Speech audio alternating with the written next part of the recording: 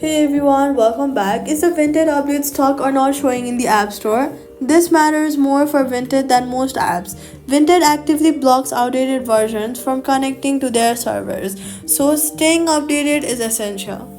Here's how to force the update through.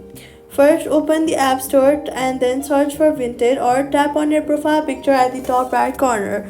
Pull down on the screen to force a fresh refresh, then look for Vinted and tap update if it appears. If the update is stuck on waiting, tap and hold the Vinted icon on your home screen.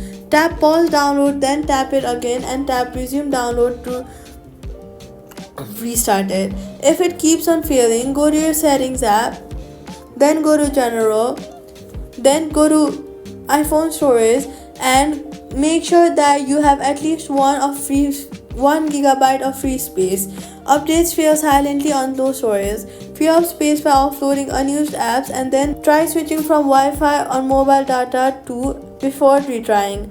On Vinted specifically, if you see a please update to continue prompt inside the app and the App Store update isn't appearing, try signing out of your Apple ID in the settings and signing back in to force the App Store to refresh.